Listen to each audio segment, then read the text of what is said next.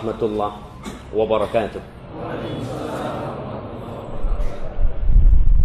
Innal hamdalillah nahmaduhu wa nasta'inuhu wa nastaghfiruh wa na'udzu billahi min shururi anfusina wa sayyiati a'malina. Sungguh segala puji hanya milik Allah Azza wa Jalla. Kita senantiasa memuja dan memujinya, karena memang hanya Dia yang pantas untuk dipuja dan dipuji. Kita senantiasa memohon pertolongan kepadanya, karena hanya Dia tempat kita bersandar memohon pertolongan. Dan kita memohon ampun kepada Allah atas dosa-dosa yang kita lakukan, karena kita memang banyak berbuat dosa. Kita berlindung kepada Allah dari kejahatan jiwa kita. Dan kata Allah, innan nafsal ammaratun bisu. Sesungguhnya nafsu itu senantiasa memerintahkan kepada keburukan. Dan kita berlindung kepada Allah dari dampak-dampak buruk dosa yang kita lakukan. Karena semua dosa yang kita lakukan pasti berdampak buruk, kecuali Allah Jalla Jalaluhu mengampuninya. Man yahdillah fala mudhillalah wa man yudlilhu fala hadiyalah. Barang siapa yang diberi petunjuk oleh Allah, maka tiada satupun manusia yang dapat menyesatkan dia. Dan barang siapa yang disesatkan dalam kehidupan ini, subhanallah. Kadang-kala kita melihat sebagian saudara-saudara kita yang ikut aliran-aliran sesat, aliran-aliran yang nyeleneh seperti yang lagi rame atau Gavatar. Subhanallah. Di sini kita mensyukuri nikmat hidayah dari Allah. Kenapa kok antum nggak berangkat ke situ? Antum kenapa kok nggak berangkat ke Kalimantan sana? Kan juga bumi Allah itu. Masya Allah. Tapi itu benar-benar nikmat Allah yang kalau kita rasakan, ya Allah, kok bisa dia tersesat? Sebagian dokter, sebagian orang pinter, kok bisa masuk sana? Subhanallah. Di situ kita yakin atas nikmat hidayah yang Allah berikan kepada kita. Man yahdillah fala mudhillalah, wa man yudlilhu fala hadiyalah. Barang siapa yang ditentukan sesat oleh Allah, mereka itu yang alhamdulillah sekarang dipulangin dari Kalimantan. Sekarang dalam masa mungkin pembinaan. Semoga Allah memberikan hidayah kepada mereka. Tapi ada manusia yang yakin dengan kesesatan mereka, bahwa itu kebenaran. Memang syaitan itu menghiasi satu perbuatan seakan-akan jadi perbuatan benar. Yang kita lihat orang-orang yang bom bunuh diri juga. Kenapa dia bisa bunuh diri? Karena dia yakin kalau dia bunuh diri, mati masuk surga. Maka kita memohon kepada Allah, Allahumma arinal haqqa haqqan warzuqna ittiba'ah wa arinal batila batilan warzuqna ijtinabah. Ya Allah, tampakkan kepada kami yang benar itu benar, dan buat kami mengikuti kebenaran itu, dan tampakkan kepada kami yang salah itu salah, dan berikan petunjuk dan taufikmu kepada kami supaya kami bisa meninggalkan kesalahan itu. Wa asyhadu an la ilaha illallah wahdahu la syarikalah, lahul mulku wa lahul hamdu wa huwa ala kulli syai'in qadir. Saya bersaksi bahwasanya bahwasanya Allah Jalla Jalla adalah Tuhan yang esa, tiada sekutu baginya. Lahul mulk, baginya segala kepemilikan, wa lahul hamd, baginya segala pujian, dan Dia maha kuasa atas segala sesuatu. Wa asyhadu anna Muhammadan abduhu wa rasuluh wa habibuhu wa khaliluh, salawatu rabbi wa salamuhu alaihi wa ala alihi wa ashabihi ajma'in. Dan saya bersaksi bahwa Muhammad ibn Abdullah adalah hamba utusan Allah. Dialah manusia yang diberi amanah untuk menyampaikan agama ini. Semoga salawat Allah, semoga salam berkah dari Allah senantiasa tercurahkan untuk beliau, untuk Nabi kita Muhammad sallallahu alaihi wasallam, untuk keluarga beliau, untuk istri-istri beliau, untuk putra-putri beliau, untuk cucu-cucu beliau, dan untuk seluruh sahabat Nabi, yang terutama untuk Abu Bakar As-Siddiq, untuk Umar bin Khattab, untuk Uthman bin Affan, dan Ali bin Abi Talib radhiyallahu ta'ala anhum ajma'in. Amma ba'd. Ma'asyiral muslimin rahimakumullah. Allah Rabbul Alamin, Allah Al-Malik, Al-Quddus, As-Salam, Al-Mu'min, Al-Muhaimin, Al-Aziz, Al-Jabbar, Al-Mutakabbir telah menentukan bahwa dunia ini sebagai darubala, sebagai tempat untuk ujian. Tema kita hari ini apa? Badai pasti datang. Orang biasanya ngomong badai pasti berlalu untuk menyenangkan hati. Tapi kita harus tahu bahwa badai pasti datang. Itu udah ketentuan Allah. Karena Allah memang menciptakan kita untuk menghadapi badai.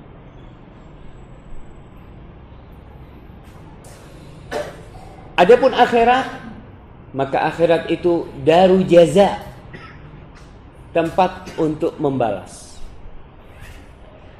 Apa balasannya? Mereka yang siap menghadapi badai dan lulus dalam kondisi tetap tegar walaupun badai menghantam dia, maka insyaallah jannatu adn, surga Aden yang akan menanti dia. Tapi sebaliknya, orang-orang yang kalah dalam menghadapi badai tersebut, bahkan sebagian hancur dengan badai yang ada, maka neraka Allah yang akan menanti dia. Karena surga Allah ini tempatnya indah, maka untuk masuk surga Allah dibutuhkan perjuangan yang besar sekali. Adapun untuk masuk neraka butuh perjuangan enggak orang masuk neraka? Jamaah, orang masuk neraka butuh perjuangan enggak? Aku berjuang nih untuk masuk neraka. Nah, dia berjuang. Dia jalan turun sampai ke neraka. Tapi mau ke surga, subhanallah. Tidak ada yang bisa memasuki surga kecuali orang-orang yang baik. Maka dengan badai yang ada akan terjadi penyisihan. Antum kadang-kadang lihat ada babak penyisihan. Kenapa ada babak penyisihan? Agar tampak siapa yang pantas untuk jadi juara, siapa yang harus pulang. Kita pun hidup di dunia disisihkan siapa yang pantas masuk surga dan siapa yang tidak pantas masuk surga. Allah mengatakan faman syaa'a falyu'min wa man syaa'a falyakfur. Ente mau beriman, fadhal. Ente mau kafir, fadhal. Allah enggak ada urusan, tapi kitanya yang berhak menentukan hal itu. Allah kasih jalan. Engkau mau ke Masjid Selipi, fadhal. Masjid Ar-Rahmas kan. Engkau mau jalan-jalan ke Monas, fadhal. Nggak ada yang maksa. Tapi ada orang yang milih ke sini. Ada orang yang milih ke Monas. Ada orang yang milih ke gereja. Ada orang yang milih ke tempat-tempat kemaksiatan. Maka kita berada di babak penyisihan. Agar tampak siapa yang berhak mendapatkan surga Allah dan siapa yang tidak layak. Allah berfirman di surat Al-Ankabut, Alif Lam Mim, ayat 1-3, apa kata Allah? Ahasiban nas an yutraku an yaqulu amanna wa hum la yuftanun. Apakah manusia mengira, antum nih mengira, ada orang benar-benar dia mengira ketika dia Islam, awalnya non muslim, masuk Islam, dia ngomong Islam kok kayak gini sih, orang-orangnya kok kasar, orang-orangnya kok nggak santun. Kadang sebagian mengatakan, Ustaz, anak sejak ngaji nggak tahu kok orang-orang kurang sopan sama anak. Macam-macam ujian itu. Apakah manusia mengira dengan mereka mengatakan amanah lalu mereka ditinggalkan tanpa diuji, tanpa dikasih badai-badai sama Allah tuh? Walaqad fatanna alladhina min qablihim fala ya'lamanna Allahu alladhina sadaqu wa la ya'lamanna al-kadhibin. Kata Allah, kami benar-benar telah menurunkan fitnah. Bagi siapa? Bagi orang-orang sebelum mereka. Sebelum sahabat Rasul SAW, udah ada umat-umat Nabi sebelumnya yang Allah berikan badai kepada mereka. Sehingga tampak, kata Allah, Allah melihat, Allah mengetahui siapa yang jujur dan siapa yang dusta. Kalau diajak senang semuanya suka. Antum coba diajak makan bersama, berangkat nggak semuanya? Diajak kerja bakti, banyak alasan. Aduh, afwan, ana lagi ada urusan. Perintah-perintah Allah itu adalah ujian buat kita. Musibah-musibah yang terjadi itu juga ujian buat kita. Kejadian Isra Mi'raj Rasulullah sallallahu alaihi wasallam ujian buat sebagian sahabat Rasul. Ada yang murtad. Iya. Ada yang enggak percaya. Mana mungkin Rasul sallallahu alaihi wasallam sehari semalam nih bolak-balik. Subhanallah. Ketika Rasul sallallahu alaihi wasallam meninggal dunia, ujian buat para sahabat, sebagian murtad. Bahkan tidak sedikit yang murtad. Qabilah Bani Hanifah, satu qabilah hanya sedikit yang tetap Islam. Ada sebagian yang tidak mau bayar zakat, karena menurut dia zakat itu khusus untuk Rasul SAW. Disitulah akan tampak siapa di antara kita yang benar keimanannya dan siapa di antara kita yang minal kadhibin, yang dusta. Kapan badai akan berakhir? Kapan jamaah? Masuk surga. Badai berakhir pertama kali mati. Antum dengan mati selesai ujiannya sudah. Tapi nanti ada fase selanjutnya di kuburan. Tapi untuk di dunia, khalas. Antum gak bisa nambah amal. Mau nambah amal perbuatan, mau datang kajian ya, setelah masuk kuburan, ya Allah, anak kok nggak datang ke pengajian waktu itu? Nggak ada sudah. Kebangkitan dan hisab adalah masa penentuan hasil ujian, hasil tes selama di dunia. Nanti akan dilihat bagaimana hasil antum. Kemudian manusia akan dikelompokkan. Orang-orang yang sukses dan orang-orang yang gagal dalam kehidupan ini. Ketika mendaftar ke sebuah perusahaan, antum mendaftar, ngelamar ya, ke sana, antum akan dites. Setelah dites, antum akan menanti hasil ujian. Tapi ada orang ketika tes udah ketahuan, insya Allah dia lulus. Ngelihat, oh insya Allah lulus, karena bisa jawab semuanya, alhamdulillah semuanya lancar. Jadi ada harapan insya Allah lulus dia. Tapi ada orang ketika tes dia tahu nggak lulus dia. Dan sebagian di antara kita tahu ketika hidup di dunia bahwa kayaknya dia nggak lulus. Allah berfirman di surat Al-Mu'minun ketika menceritakan bagaimana orang-orang yang beriman yang sebenarnya. Lalu Allah mengatakan, "Walaqad khalaqnal insana min sulalatin min tin, thumma ja'alnahu nutfatan في قرار مكين ثم خلقنا النطفة علقة فخلقنا العلقة مضغة فخلقنا المضغة عظاما فكسونا العظام لحما ثم أنشأناه خلقا آخر فتبارك الله أحسن الخالقين." Kami telah menciptakan manusia dari saripati tanah. Antum tuh semuanya dari saripati tanah bakal kembali menjadi tanah. Apapun yang antum pakai, mobil apapun yang antum kendarai, rumah semewah apa yang kalian tempatin, bakal balik antum jadi tanah. Kemudian dari saripati tanah itu dijadikan nutfah, air mani yang diletakkan di rahim yang kokoh. Dari situ terjadi proses menjadi segumpal darah, segumpal daging, kemudian ada tulangnya, lalu jadi manusia. Jadi ciptaan yang berbeda. Bayangkan dari air mani, tahu-tahu jadi antum nih. Antum asalnya dari mimma'in mahin, dari air yang hina itu. Dari sini seorang muslim gak boleh sombong. Kau kenapa sih sombong? Ada orang-orang yang sombong, seakan-akan bahan penciptaan dirinya beda sama orang lain. Makanya dulu guru SD kita itu ngasih tahu, ente itu jangan sombong, ente juga makan nasi gitu. Sama yang ente makan itu nasi juga, nggak ada bedanya. Ma'asyiral muslimin rahimakumullah, Maha suci Allah sebaik-baiknya pencipta. Thumma, nih kata Allah, setelah jadi manusia kayak gini, terus gimana? Thumma innakum ba'da dzalika lamayitun. Kemudian kalian setelah itu pasti mati.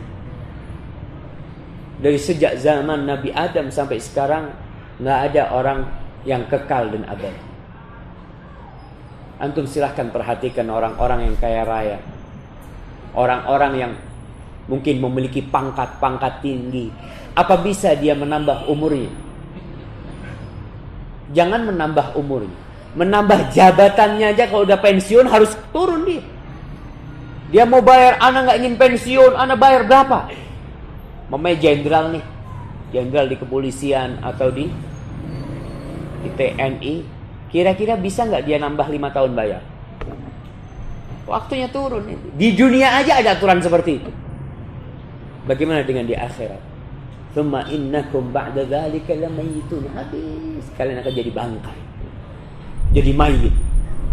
Dan ketika mayit, subhanallah, orang akan menginjak-injak antum walaupun antum bos. Anak antum pun akan nginjak-nginjak antum. Ibu yang sangat dicintai ditaruh, diinjak-injak sama dia, dirapatkan agar tidak mengganggu orang yang lewat di sana. Aromanya, karena antum sudah bangkai. Tsumma innakum yaumal qiyamati tub'atsun. Apakah kalian mati selesai? Kalau mati itu selesai jamaah, insya Allah banyak orang bunuh diri. Kalau dengan kematian selesai urusan kita. Orang punya utang gak bisa bayar, loncat dari gedung, selesai. Apalagi kita tahu urusan di dunia. Ada orang-orang yang ikut asuransi, kalau dia mati dilunaskan utangnya. Jadi dia loncat, lunas utangnya. Oke, di dunia kau lunas. Orang yang mati bunuh diri, orang yang mati dengan pisaunya, maka dia akan menusuk-nusuk pisaunya di perutnya dia di neraka jahannam. Ma'asyiral muslimin rahimakumullah, kesuksesan seseorang tentunya diraih dengan perjuangan. Allah subhanahu wa ta'ala ketika menurunkan ujian itu berat. Mungkin sebagian orang merasa ujian itu tidak berat buat dia karena iman.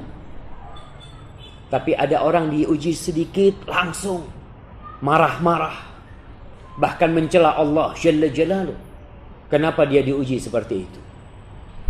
Allah Jalla Jalaluh berfirman di surat Ali Imran ayat 179. Ma kana Allah liyadhara al-mu'minina ala ma antum alayhi hatta yamiza al-khabitha min at-tayyib. Allah sekali-kali tidak akan membiarkan orang-orang yang beriman dalam keadaan kamu sekarang ini. Kita tahu di masa Rasul sallallahu alaihi wasallam, orang-orang beriman itu, para sahabat Nabi kumpul sama orang-orang munafik. Kumpul, salat satu shaf. Imamnya Rasulullah sallallahu alaihi wasallam. Yang memberikan tausiah Nabi kita alaihi salatu wassalam. Sehingga mereka seakan-akan termasuk dari orang-orang Islam. Karena sholat bersama kaum muslimin. Dan ketika mati, bagaimana pemakaman orang munafik? Apa berbeda? Sama persis, nggak ada bedanya. Dikafanin, dibawa ke masjid, disolatin, dikubur, didoakan. Subhanallah. Maka Allah turunkan ayat ini untuk mengatakan nggak mungkin kalian dibiarkan seperti ini terus. Yang munafik dan Islam campur, nggak kelihatan. Kata Allah, hatta yamizal khabitha min at-thayyib, sampai Allah memisahkan yang baik dari yang buruk, memisahkan yang mukmin dari yang munafik. Ujian-ujian yang turun, kewajiban berjihad. Ingat di Madinah itu ada orang-orang munafik bangun masjid, orang munafik bangun masjid. Padahal orang munafik itu kata Allah, idza qamu ila salati qamu kusala yura'una an-nas wa la yadhkuruna Allah illa qalila. Orang-orang munafik itu kalau salat malas, tapi bangun masjid bukan untuk salat. Untuk apa? Untuk memecah belah umat, untuk membahayakan kondisi umat. Banyak sekarang masjid-masjid yang subhanallah, kalau kita lihat dibikin sholat enggak, besar masjidnya, antum datang ke sana dikunci kadang-kadang. Bahkan ada masjid yang berdekatan. Maka ada masjid, ketika mereka membangun masjid di kota Madinah, masjid yang kita tahu masjid itu tempat beribadah, ketika niatnya salah dihancurkan oleh Rasulullah SAW, dibakar. Maka dengan turunnya ujian-ujian ini, agar tampak siapa yang mukmin dan siapa yang munafik. Apakah yang di masjid ini semuanya mukmin jemaah? Semuanya mukmin yang ada di masjid ini? Wallahu a'lam bishawab. Kita cuma bisa mengharap. Semoga Allah menjadikan kita orang-orang yang beriman. Di antara bentuk badai yang pasti akan datang, kata Allah, menimpa kita. Allah katakan di banyak ayat Al-Quranul Karim, salah satunya di surat Al-Baqarah ayat 154-156. Apa kata Allah? وَلَنَبْلُوَنَّكُمْ بِشَيْءٍ مِنَ الْخَوْفِ وَالْجُوعِ وَنَقْصٍ مِنَ الْأَمْوَالِ وَالْأَنْفُسِ وَالثَّمَرَاتِ وَبَشِّرِ الصَّابِرِينَ. Kata Allah, kami benar-benar akan menguji. Benar tuh Allah akan menguji. Bisyai'in minal khauf, dengan rasa takut. Wal ju', rasa lapar. Antum kadang kala takut besok makan apa enggak tahu. Ada orang yang takut, ya Allah kayaknya nih sewaan rumah belum baik, udah akhir bulan. Ada orang yang tiap akhir bulan Allah uji dengan ketakutan. Nanti kalau nggak bayar diusir. Nanti kalau nggak takut, itu ujian yang udah datang. Walju, kelaparan. Subhanallah, kita di Indonesia harus banyak-banyak bersyukur. Antum melihat kondisi saudara-saudara kita yang ada di Suriah, kaum muslimin yang di sana, yang mereka ahlus sunnah wal jamaah dibantai dari kedua sisi, dari sisi orang-orang kafir dan dari sisi sekte-sekte yang nggak benar seperti ISIS. Mereka kelaparan di musim dingin seperti ini, sebagian harus mati kelaparan. Antum kadang-kala di rumah banyak makanan dibuang-buang. Allahu Akbar. Wa naqsin minal amwal, kekurangan harta. Datang ke masjid, ikut kajian, pulang motornya hilang. Mungkin apa enggak mungkin? Antum bisa jadi bawa motor antum, bawa mobil, alhamdulillah. Bisa enggak mobilnya hilang nanti? Bisa, jangan. Motor, subhanallah.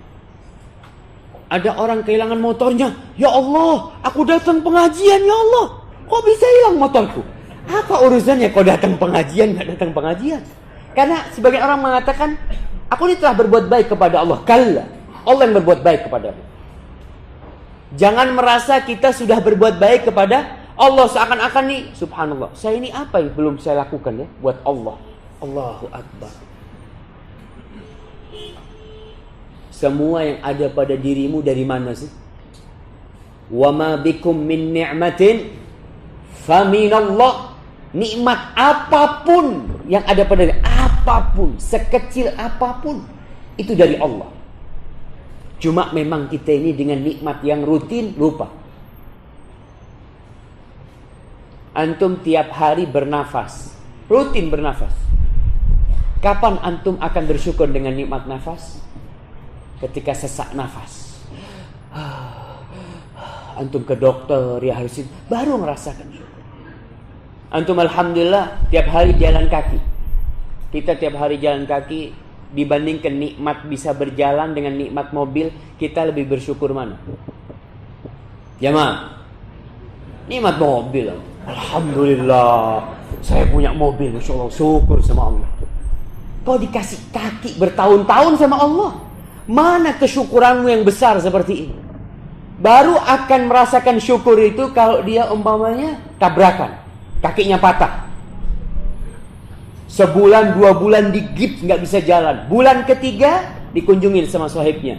Ente gimana ente kaki ente? Alhamdulillah, jari ana bisa gerak. Jarinya doang bisa gerak, dia alhamdulillah. Selama ini kau bisa berjalan. Kau bisa megang tanganmu. Mana kau syukuri? Subhanallah. Makanya, kenapa kita ini dianjurkan berkunjung ke rumahnya orang sakit? Kenapa dalam Islam dianjurkan berkunjung ke rumahnya orang sakit? Agar antum tahu dengan nikmat Allah. Maka sekali-kali antum ke rumah sakit, datang lihat tuh orang-orang sakit, Allah, antum akan merasakan nikmat yang besar. Kalau antum pas gak punya uang sama sekali, datang ke rumah sakit. Ngapain? Ngelihat orang sakit. Insya Allah usahakan antum masuk itu ke bagian yang tabrakan-tabrakan itu. Antum masuk ke sana. Setiap antum melangkah, insya Allah antum akan mengatakan alhamdulillah ya Allah, alhamdulillah. Aku walaupun nggak makan nggak apa-apa ya Allah. Melihat satu persatu ya Allah. Allah akan menguji kita dengan kekurangan harta, wal anfus, dan kekurangan orang-orang yang kita cintai. Ditinggal mati oleh anak, anak ditinggal mati oleh ayahnya, suami ditinggal mati oleh istri, istri ditinggal mati oleh suami. Akan ada seperti itu. Ini sudah aturan. Kalau bukan antum yang mati duluan, keluarga antum ada yang mati duluan. Dan kita sudah melihat orang-orang yang kita cintai pergi. Makanya jangan minta panjang umur. Karena orang yang minta panjang umur harus bersabar ditinggal orang-orang yang dia cintai. Bisa dibayangin antum kalau umurnya 100 tahun. Mungkin anak antum sudah mati semua. Cucu antum sudah mati semua. Setiap satu anak mati antum mengantarkan ke jenazah, hati antum terpotong. Kalau 10 anak antum mati, sampai antum mengantarkan jenazah cucu-cucu antum, maka mintalah umur yang berkah, bukan minta panjang umur. Wathamarat, Allah uji dengan kekurangan buah-buahan. Hasil panen gak sukses ya. Kadang-kala orang, Masya Allah jamaah ya, petani itu ketika melihat kuning sawahnya, dia bahagia sekali. Besoknya habis. Kadang-kala petani bawang, nih musim hujan sekarang, petani bawang itu Masya Allah takut sama hujan. Dia tanam, ketika pas panen turun hujan, membusuk semua tanaman. Siapa yang membuat itu membusuk? Allah. Siapa yang menumbuhkan? Allah. Di sini seorang hamba memang diperintahkan untuk kembali kepada Allah. Wa basyiris sabirin, berikan kabar gembira kepada orang-orang yang bersabar. Siapa sih orang-orang yang bersabar? Alladzina idza asabathum musibatun qalu inna lillahi wa inna ilaihi raji'un. Ulaika alaihim salawatu min rabbihim wa rahmah wa ulaika humul muhtadun. Orang yang sabar itu, yang ketika dia kena musibah, Dia mengatakan inna lillah, inna. Ingat kata-kata inna ini ketika antum ngomong inna, padahal yang mati anak antum. Tapi antum mengatakan kami milik Allah, bukan anaknya milik Allah. Siapa? Kami milik Allah. Apalagi yang lain. Wa inna ilaihi rajiun, kami semua akan kembali kepada Allah. Orang benar-benar yakin kalau hidup dia itu akan berakhir, jemaah. Orang yang seperti ini, ulaika alaihim salawatum min rabbihim wa rahmah. Allah akan solawat buat dia. Antum tahu innallaha wa malaikatahu yusalluna 'alan nabi. Orang yang bersabar, Allah bersolawat kepada dia. Wa rahmah, dan Allah memberikan rahmat. Arti salawat berbeda dengan arti rahmat. Di antara makna salawat adalah Allah memuji hambanya. Orang yang ditinggal mati oleh anaknya, kemudian dia bersabar dan memuji Allah. Apa kata Allah kepada para malaikatnya? Bangunkan buat hambaku ini rumah di surga. Dan sebut rumahnya rumah pujian. Itu salah satu bentuk salawat Allah buat orang yang bersabar. Wa ulaika humul muhtadun, mereka adalah orang-orang yang mendapatkan hidayah. Kemudian badai yang turun, ujian yang akan menimpa kita. Kita ini sekarang dalam masa ujian, dan ujian itu terus akan datang. Antum tambah dekat sama Allah, ujian akan terus datang. Bukan berarti ketika seorang muslim tambah dekat sama Allah, ujiannya tambah sedikit, enggak. Bisa jadi badainya tambah dahsyat yang akan menimpa dia. Ujian itu atau bala dan musibah turun untuk melihat antum sabar enggak kiranya. Di surat Ali Imran ayat 142, Allah mengatakan, am hasibtum an tadkhulul jannah. Apakah kalian mengira bisa masuk surga? Kita tahu bahwa kita di masa ujian, dar, bala untuk masuk ke surga Allah Subhanahu wa taala. Lalu bagaimana cara masuk surga Allah? Allah katakan, am hasibtum an tadkhulul jannah. Kau kira kau bisa masuk surga? Kau akan masuk surga? Walamma ya'lamillahu alladhina jahadu minkum wa ya'lamas sabirin. Dan belum tampak, Allah belum melihat di antara kalian siapa yang benar-benar berjihad dan siapa yang sabar. Ketika perintah jihad turun, orang-orang munafikin pada kabur. Banyak alasan, ya Rasulullah, ana sudah tua renta. Ada yang mengatakan, ya ketika perang Tabuk, ya, perang ini melawan Romawi. Apa kata dia? Ya Rasulullah, kau tahu aku ini enggak sabar kalau melihat wanita-wanita Romawi itu. Alasannya gitu ya. Nggak mau berangkat jihad dengan alasan menjaga keimanan. Bohong. Kelihatan munafik. Subhanallah. Dan bagaimana Abdullah ibn Ubay ibnu Abi Salul. Abdullah, dia tuh mukmin. Bapaknya munafik. Namanya bapaknya siapa? Abdullah. Bayangkan Abdullah munafik berada di keraknya api neraka. Itu ketentuan Allah. Namanya Abdullah. Abdullah ibn Abdullah. Ini Abdullah namanya sama nama bapaknya. Ketika bapaknya ngomong gak enak tentang Rasul SAW, la yukhrijannal a'azzu minhal adhal. Orang yang mulia akan mengeluarkan orang yang hina dari kota Madinah. Maksudnya yang mulia adalah dirinya dan yang rendah adalah Rasulullah sallallahu alaihi wasallam. Ketika bapaknya mau masuk kota Madinah, anaknya berhenti di depan pintu masuk kota Madinah. Ada bapaknya enggak boleh masuk sama dia. Kata anaknya, Pak, tunggu Rasul sallallahu alaihi wasallam. Beliau yang mulia dan kau yang hina. Sampai Abdullah ini datang kepada Rasulullah SAW mengatakan, ya Rasulullah, aku dengar kau mau membunuh bapakku. Kalau kau mau perintahkan bunuh bapakku, tolong kau suruh aku. Supaya jangan orang lain yang bunuh. Kalau orang lain yang membunuh, nanti aku melihat pembunuh bapakku gak kuat aku. Ini ujian juga.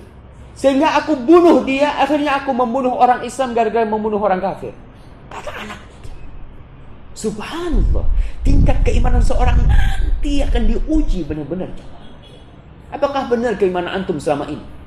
Atau karena seneng-senengan aja? Ente kenapa ngaji sih? Ya enak aja. Ketika diajak susah, Akan nampak siapa di antara kalian yang sabar dan siapa di antara kalian yang berjihad di jalan Allah. Di surat Al-Baqarah ayat 214.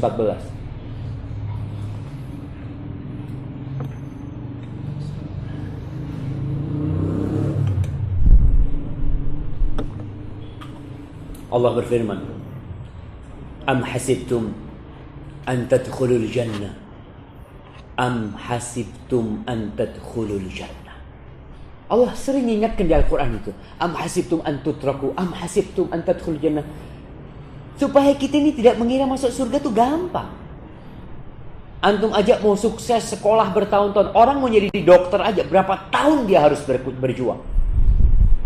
Kadang-kala dia harus siap ditempatkan. Antum kalau melihat orang-orang yang jadi jenderal, rata-rata dia dulu dikirim ke Timur Timur, dikirim ke tempat susah, nggak langsung dia jadi jenderal. Itu di dunia, kedudukan di dunia aja perlu perjuangan seperti itu. Surga Allah yang luasnya seluas langit dan bumi, dengan cara seperti ini kalian kira kalian bisa masuk surga? Apa kata Allah? Walamma ya'tikum mathalul ladzina khalau min qablikum massathumul ba'sa wadh-dharra wa zulzilu hatta yaqula ar-rasul wal ladzina amanu ma'ahu mata nasrullah ala illa nasrullahi qarib. Kalian kira kalian bisa masuk surga padahal belum datang kepada kalian permisalan seperti yang menimpa orang-orang sebelum kalian. Mereka ditimpa oleh kemiskinan. Mereka ditimpa oleh penyakit. Dan digetarkan bumi bagi mereka. Dalam kondisi ketakutan, musuh-musuh datang. Ya. Dan itu terjadi dengan Rasul SAW dan para sahabatnya. Ketika perang apa? Perang Khandaq. Perang Parit itu, subhanallah. 10.000 tentara datang ke kota Madinah, mengepung kota Madinah untuk menghabisi para sahabat. Musim dingin. Kota Madinah dikepung selama 1 bulan. Makanan menipis. Rasulullah sallallahu alaihi wasallam itu di perutnya jemaah dipasangin kerikil-kerikil jemaah, supaya nggak kena emah nahan lapar sallallahu alaihi wasallam. Semua sahabat juga melakukan hal itu yang kelaparan. Musim dingin. Kondisi musuh di depan dan ternyata Bani Quraidah, orang Yahudi yang dahulunya mereka mengadakan perjanjian damai dengan Rasul SAW, mereka khianat. Mereka siap menyerang Islam dari belakang. Dari depan orang-orang musyrikin, dari belakang orang-orang Yahudi. Itu sampai dikatakan wabalaghatil qulubul hanajir wa tadhunnuna billahi dhunun. Sampai jantungnya orang-orang Islam itu naik ke kerongkongannya. Kondisi benar-benar menakutkan pada waktu itu. Lapar, nggak ada makanan. Sallallahu ala nabiyina Muhammad. Kalian kira kalian bisa masuk surga tanpa ditimpa seperti itu? Ini Allah mengatakan kepada para sahabat-sahabat Nabi. Hatta yaqula ar-rasul walladzina amanu ma'ah. Sampai Rasulullah sallallahu alaihi wasallam bersama orang-orang yang beriman mengatakan, "Mata nasrullah?" Kapan pertolongan Allah datang? Sebulan penuh dikepung.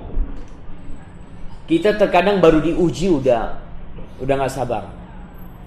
Mereka mengatakan, kapan pertolongan Allah datang? Ala inna nasrullahi qarib. Jadi ujian yang datang untuk melihat benarkah keimanan kita dan pantaskah kita masuk surga Allah Jalla Jalaluhu. Ujian itu bukan hanya sakit,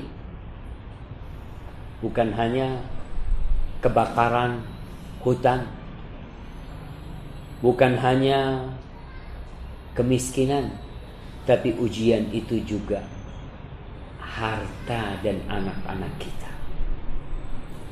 Allah mengatakan di surat Al-Anfal ayat 28. Apa kata Allah? Wa'lamu.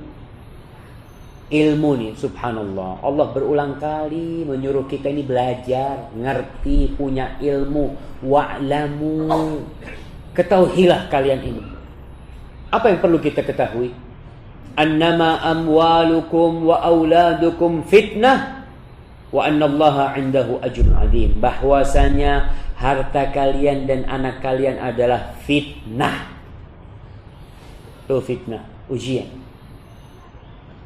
Dan bahwasanya yang ada di sisi Allah pahala yang agung sekali. Ketika antum tahu, oh yang ada di depan anda ini ujian, gimana sikap kita? Antum harta banyak, jangan berpikir Allah memuliakan antum kayak orang-orang kafir. Orang kafir itu berpendapat kalau duitnya banyak, hartanya diperluaskan bagi dia, perusahaannya sukses, dia mengatakan fa'ammal insanu idza mabtalahu rabbuhu fa'akramahu wa na'amahu fayaqulu rabbi akraman. Kalau diluaskan rizkinya, dimuliakan, punya kedudukan terhormat, dia mengatakan Rabbi, Rabbku. Ya tahu dia yakin dengan Allah. Rabbi akraman, Allah memuliakan aku. Wa amma idza mabtalahu faqudira alaihi rizq fayaqulu rabbi ahan. Kalau rezekinya disempitkan, dia mengatakan aku dihinakan sama Rabbku. Enggak. Bukan itu ukurannya. Dunia ini ujian. Amwalukum wa auladukum fitnah, subhanallah. Ada orang yang berharap memiliki anak-anak soleh. Dia didik anaknya dengan cara yang benar. Tahu-tahu anaknya ketahuan membunuh. Nggak tahu orang tuanya. Kita ini didik anak kita di rumah ya. Ya Allah, nas'alullah an yahfad auladan. Semoga Allah menjaga anak-anak kita. Antum tuh di rumah kan didik anak dengan benar, berangkat sekolah. Nggak tahu kita duduk sama siapa dia sekolahan.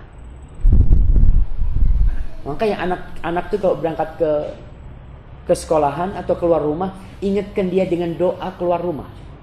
Ajarkan ke anak antum itu. Bismillahirrahmanirrahim. Allah.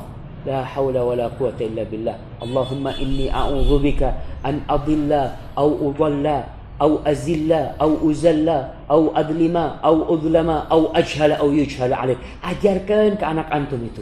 Katakan, nak, abah ini nggak tahu kalau kau keluar nanti gimana, kau nggak tahu benar-benar. Kadang-kala Masya Allah di Madinah seorang syekh cerita, ya Allah, kita didik anak kita dengan benar, kita panggilkan guru ngaji, ketemu sohibnya di luar sebentar yang nggak benar, jadi nggak benar. Ujian anak itu. Maka antum jangan cuma bikin anak lagi, kan suruh banyak-banyak anak, betul. Tapi ujian dari Allah buat antum mendidik anak-anak antum. Allah mengatakan, ya ayyuhalladzina amanu qu anfusakum wa ahlikum nar. Jagalah diri kalian dan keluarga kalian dari api neraka. Al-waladu, kata Rasul SAW dalam hadis riwayat Bukhari dalam Adabul Mufrad, al-waladu majbanatun, mabkhalatun, majhalatun, mahzan. Ada 4 sifat anak. Bukan sifat anak sih, sifat orang yang punya anak.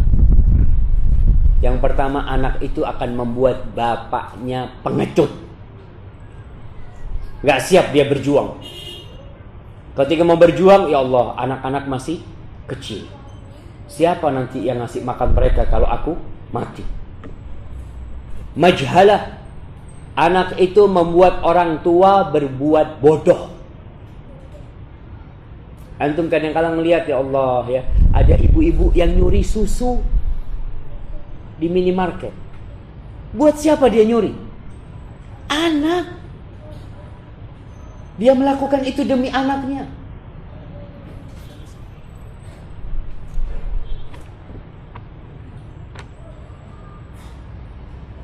Nah, bismillah, afwan, ini ada mobil yang menghalangi jalan warga. Warga merasa tidak nyaman. Nah, mobilnya Kia B1248 GF. Kia B1248 GF. Kayaknya nggak bertuan mungkin ini. Iya, jadi tolong dikeluarkan atau dipindah. Semangat kita untuk menuntut ilmu jangan sampai mengganggu orang lain. Kayak jemaah yang mau cium Hajar Aswad, sebelum berangkat push up dia. Ente mau kemana? Mau cium Hajar Aswad, mau perang ya cium Hajar Aswad. Kadang-kala kan orang berpikir harus kuat gitu ya, sikut sana sikut sini, dosa kau. Habis cium, alhamdulillah jamaah, saya tadi berhasil mencium Hajar Aswad. Dosa. Jadinya riak lagi nih yang punya mobil nih. Tolong yang dipindahin Kia B1248JF.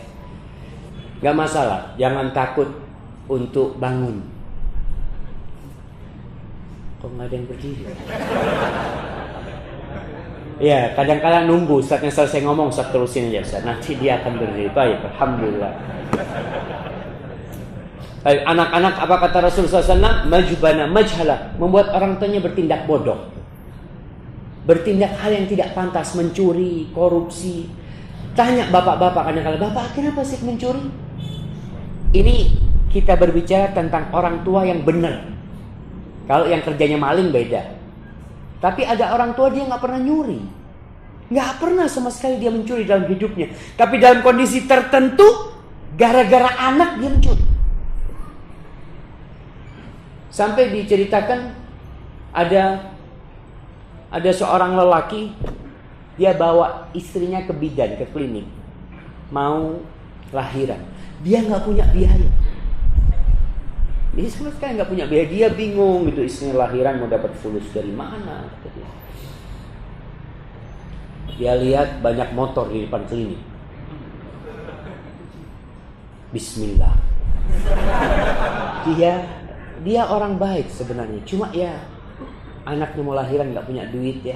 Dia bukan pencuri, mana bisa mencuri ya mak. Berusaha dia dorong-dorong motor itu, ketahuan, digebukin sama orang-orang.